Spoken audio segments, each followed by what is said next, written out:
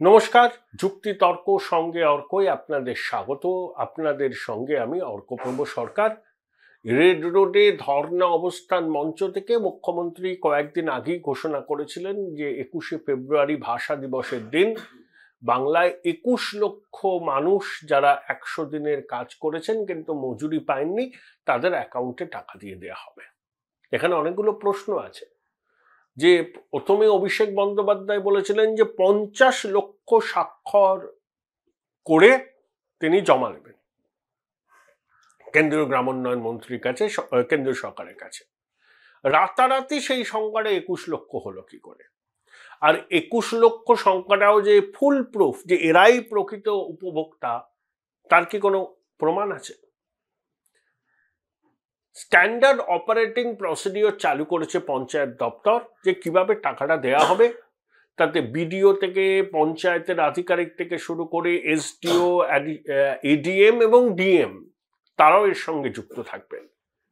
বিডিওদের তালিকা তৈরি করতে হবে, দেখতে হবে জব কার্ড আছে কিনা, যে ব্যাংক অ্যাকাউন্ট দেওয়া হয়েছে সেই ব্যাংক অ্যাকাউন্ট ফাংশনাল না ডরমেন্ট, সেই তালিকা বিডিওরা পঞ্চায়েতকে দেবেন, পঞ্চায়েত সমিতিকে।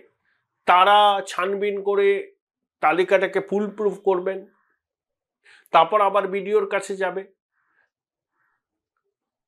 ব্যাংকে পেমেন্টের অ্যাডভাইস পাঠাতে হয়, ব্যাংক ওয়াইজ পাঠাতে হয়।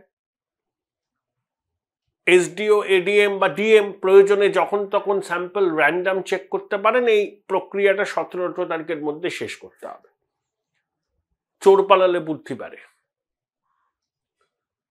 তো এই যে বিডিওরা কাজ করবেন, তো এই বিডিওদের উপর কতটা ভরসা রাখা যায়? ধনেকালির বিডিও, যার সল্টলেকের বাড়িতে তল্লাশি হয়েছে, তিনি যখন ধনেকালির বিডিও ছিলেন ওই অঞ্চলে পঞ্চায়েতে 15-16 হাজার করে লোক নাকি 100 দিনের কাজ করতো প্রতিদিন। অভিযোগ তার মধ্যে অনেক জব কার্ড হচ্ছে ভুয়ো। তাহলে এই বিডিও এখন আছেন মুর্শিদাবাদে। বিডিওদের ভূমিকা আমরা পঞ্চায়েত নির্বাচনে দেখেছি, কতটা অনুপ্রাণিত এবং গৃহপালিত। সব ব্যালট বাক্স নিয়ে তারা কি করেছেন আমরা দেখেছি। বুড়ি বুড়ি অভিযোগ বিডিওর। এক বিডিও উলুবেরিয়াতে এক ভুয়ো শংসাপত্র দিয়ে দিয়েছিলেন, জাতিগত শংসাপত্র, মামলা হয়েছিল, কাশ্মীরা বেগম নাকি নাম। তাহলে এই ব্লক ডেভেলপমেন্ট অফিসার কতটা নিয়ম মেনে পক্ষপাতহীনভাবে কাজ করবেন সে নিয়ে বিস্তর সন্দেহ। আমাদের অতীতের অভিজ্ঞতা বলেন এরা কার্যত দলদাস। 13 তলা 14 তলা থেকে যে ইনস্ট্রাকশন আসে সেই ইনস্ট্রাকশন বৈধ কিনা সেইটুকু যাচাই করার মানসিকতা তাদের নেই। তাদের সবার সঙ্গে 14 তলার সরাসরি যোগাযোগ আছে। জন্মদিনে তারা 14 তলা থেকে শুভেচ্ছা বার্তা পান, হয়তো উপহারও পান। ভালো, অ্যাডমিনিস্ট্রেশনের সঙ্গে 14 তলার যোগাযোগ যদি থাকে খুব ভালো, কোনো অসুবিধা নেই, তাতে কাজ স্মুথ হবে। কিন্তু তাতে যদি ব্লক ডেভেলপমেন্ট অফিসাররা মনে করেন যে তারা হাতির 5 পা দেখবেন, 14 তলা 13 তলা যে ইনস্ট্রাকশনে দিক না কেন একেবারে চোখ বুঝে ডটেড লাইনে সাইন করে দেবেন, তাতে কিন্তু হবে না।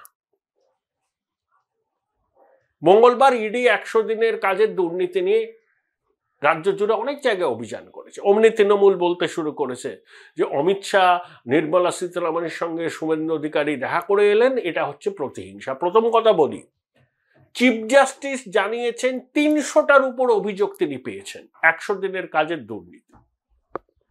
রাজ্যে বিভিন্ন জায়গায় 100 দিনের কাজের দুর্নীতি নিয়ে অনেকগুলো এফআইআর হয়েছে, নামকাওয়াস্তে চার্জশিট হয়েছে। সেই এফআইআর কে ইসিআইআর এ কনভার্ট করে ইডি তদন্ত করছে। যদি গরমিল নাই হবে তাহলে প্রধান বিচারপতি 4 সদস্যের কমিটি কেন গঠন করবেন? যাতে accountant general, controller and auditor জেনারেলের প্রতিনিধি, কেন্দ্রের প্রতিনিধি, রাজ্যের প্রতিনিধি থাকবে। তো দুর্নীতি তো হয়েছে। এই যে জব কার্ড বাতিল করা হলো, কখন বাতিল করা হলো, কত বাতিল করা হলো, বাতিল করার পেছনে ক্রাইটেরিয়া কি, যাদের বাতিল করা হয়েছে তাদের সঙ্গে যোগাযোগ করা হয়েছিল কি যে বাতিল করা হচ্ছে, তারা কি এখান থেকে অন্য জায়গায় শিফট করে গেছেন, যাদের বাতিল করা হয়েছে সেই বাতিল করা কার্ড দিয়ে তাদের অ্যাকাউন্টে কত টাকা ঢুকেছে। Join Indian Institute of Hotel Management now. Right choice, right decision. সেই টাকাগুলো কি হবে, সেগুলো তো উদ্ধার করতে হবে। শশী পাজা বলছেন ক্রোনোলজি সমঝিয়ে, তো ক্রোনোলজি তো এটাই, এফআইআর রয়েছে, পুলিশ নামকা ওয়াস্তে ব্যবস্থা নিয়েছে, চার্জশিট দিয়েছে, প্রধান বিচারপতির কাছে অভিযোগ জমা পড়েছে, তিনি কমিটি গঠন করেছেন। আচ্ছা, রাজ্য সরকার কোনো আধিকারিকের বিরুদ্ধে এই দুর্নীতি নিয়ে কোনো কঠোর পদক্ষেপ করেছেন? প্রমাণ দেখাতে পারবেন যে আপনারা করেছেন? আপনারা করবেন না, কেন্দ্রের টাকার হিসেব দেবেন না, আর বলবেন কেন্দ্রের বঞ্চনা। এই দুটোকে কি একসঙ্গে মেলানো যায়? তাই ব্যাপারটা অত সহজ নয়। আপনি 21শে ফেব্রুয়ারি দিতেই পারেন টাকা, আপনার টাকা দিচ্ছেন, কিন্তু চুরির টাকা ধরতে পারলে সেই টাকা দিয়ে অনেক কিছু করতে পারতেন। আসলে গ্রাম বাংলায় মানুষের ক্ষোভের মুখে পড়েছে শাসক দল, তখন এটাকে কেন্দ্রের বঞ্চনা বলে খাওয়াতে চাইছে। আরে ভুয়ো জব কার্ড দিয়ে যে কোটি কোটি টাকা তোলা হলো, সেই টাকাগুলো তো উদ্ধার করুন। এখন ইডি অভিযানে নেমেছে বলে আপনারা বলছেন কেন্দ্রের চক্রান্ত, বিজেপির চক্রান্ত। প্রধান বিচারপতি 4 সদস্যের কমিটি করে দিয়েছেন, তারা ছানবিন করবেন। দেখুন না ব্যান্ডোরার বাক্স না খুলে আসে। এই তো হচ্ছে পরিস্থিতি।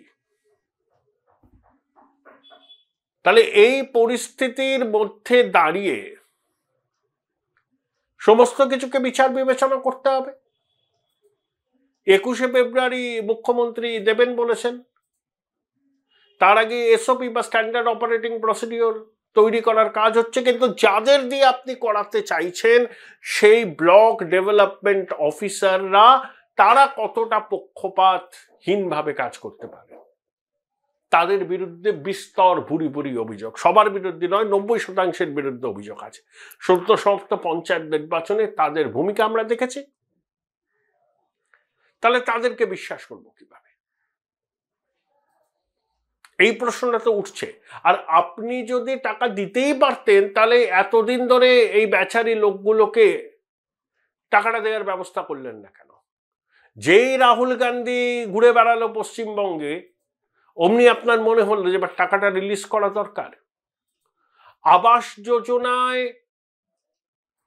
বাড়িতে সংখ্যালঘুদের অধিকার সবার আগে মাথায় রাখা হবে, এই কথাটা বলার অর্থ কি? তা আবাস যোজনা যারা ঘর পাবেন তাদের তো নির্দিষ্ট কিছু ক্রাইটেরিয়া মেনটেন করতে হয়। এখানে সংখ্যালঘুর প্রশ্নটা আসছে কেন? ওই যে বললাম, মুসলমান ভোট ব্যাংকে টান পড়েছে। এখন নির্বাচনের আগে যা খুশি বলি, আমি আশ্বস্ত করি, আমি তোমাদের মাসিহা, আমি আছি সঙ্গে। মানুষ এগুলো সব বুঝতে পারে, এগুলো বুঝতে কোনো অসুবিধা হয় না। বলে তৃণমূল উত্তরপ্রদেশে এই হয়েছে, মধ্যপ্রদেশে এই হয়েছে, আমি তো বাংলা নিয়ে কথা বলবো। ওখানে যদি অনিয়ম হয় 100 দিনের কাজে, তার এটা কি জাস্টিফিকেশন উত্তরপ্রদেশে হয়েছে বলে পশ্চিমবঙ্গে হবে? আর আপনাদের এই সমস্ত ব্যাখ্যা অধিকাংশ ক্ষেত্রেই দেখা গেছে ভুল। উত্তরপ্রদেশে হয়েছে সেটাকে জাস্টিফাই করছেন পশ্চিমবঙ্গে হবে বলে। আপনারা না এক একজন সততার মূর্ত প্রতীক, সব সততা চুঁয়ে চুঁয়ে পড়ে আপনাদের সর্বাঙ্গ থেকে।